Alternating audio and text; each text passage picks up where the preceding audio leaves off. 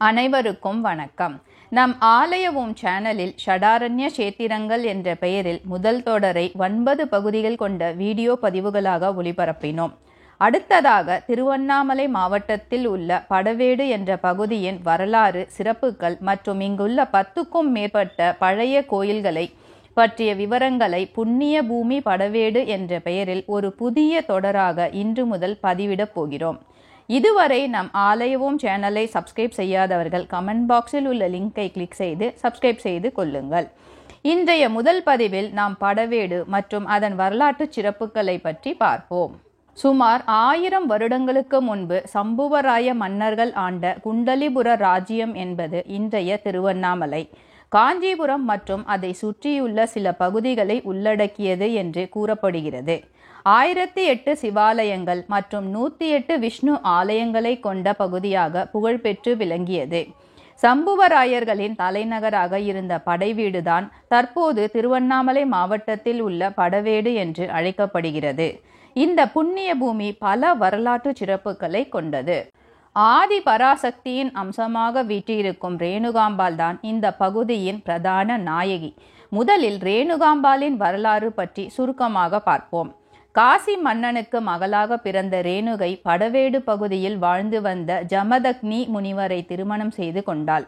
அவர்களுக்கு 4 மகன்கள் பிறந்தனர். அவர்களில் ஒருவர்தான் விஷ்ணுவின் 10 அவதாரங்களில் ஒருவரான பரசுராமர். தினமும் ரேணுகை ஆற்றுக்கு சென்று பானையில் நீர் கொண்டு வந்து முனிவரின் பூஜைக்கு கொடுப்பதை வழக்கமாக கொண்டிருந்தாள். ஒருமுறை அவள் நீர் எடுக்கும்போது வானில் சென்ற கந்தர்வனை பார்த்துவிட்டாள். இதனால் கோபம் கொண்ட முனிவர் தனது மகன் பரசுராமரிடம் ரேணுகையின் தலையை வெட்டும்படி ஆணையிட்டார். பரசுராமர் சலவை தொழிலாளியின் வீட்டில் இருந்த தாய் ரேணுகையின் தலையை வெட்ட முற்பட்டார்.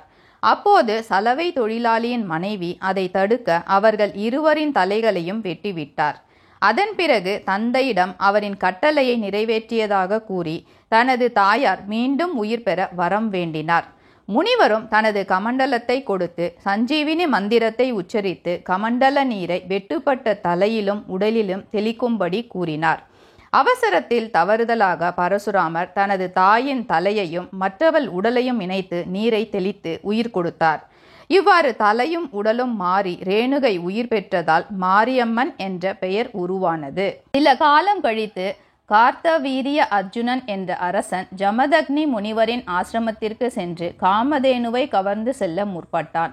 இதை தடுத்த முனிவருக்கும் அரசனுக்கும் இடையே நடைபெற்ற போரில் அரசன் ஜமதக்னி முனிவரை கொன்றான். இதனால் மனம் நொடிந்த ரேணுகை கணவனுடன் சேர்ந்து உடன்கட்டை ஏறினாள். வருண பகவான் மழையை உருவாக்கி தீயை அணைத்து ரேணுகையை காப்பாற்றினார். உடனே சிவபெருமான் ரேணுகையின் முன் தோன்றி, பராசக்தியின் அம்சமான நீ இங்கு ரேணுகாம்பாள் என்ற பெயரில் உனது தலையுடன் குடிகொண்டு மக்களை நோயில் இருந்து காப்பாயாக என்று அருள் புரிந்தார். அதன் பிறகு ரேணுகாம்பாள் இங்கு தெய்வமாக மாறினாள். அரசன் ஒருவன் தனது தந்தையை கொன்றதை அறிந்து கோபம் கொண்ட பரசுராமர், இந்த உலகில் அரசன் என்னும் சத்திரியன் ஒருவரும் இருக்கக்கூடாது என்று அரசர்களை கொல்லத் தொடங்கினார்.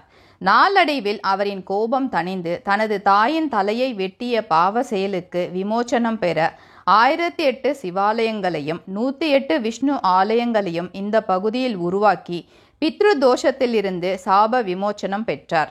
அதன் பிறகு அவர் இப்போதைய கேரள மாநிலத்திற்கு குடிபெயர்ந்ததாக கூறுகிறார்கள். அடுத்து படவேடுவிற்கும் இராமாயண இதிகாசத்திற்கும் உள்ள தொடர்பு பற்றி பார்ப்போம். இலங்கையில் நடைபெற்ற போரில் ராமபிரான் ராவணன் மற்றும் அவனது கூட்டத்தை அழித்தார். ஆனால் மகிராவணன் என்ற அசுரன் மட்டும் தப்பி படவேடு பகுதியில் உள்ள குளத்தில் ஒரு தாமரை மலரில் வண்டு ரூபத்தில் மறைந்து கொண்டான். ரேணுகாம்பாளின் பக்தனான அவனை கொல்வதற்காக ஆஞ்சநேயர் படவேடு பகுதிக்கு வந்தார். தனது அனுமதியின்றி தன் எல்லைக்குள் வந்ததால் ஆஞ்சநேயர் மீது கோபம் கொண்ட ரேணுகாம்பாளை ராமர் வந்து சமாதானம் செய்தார்.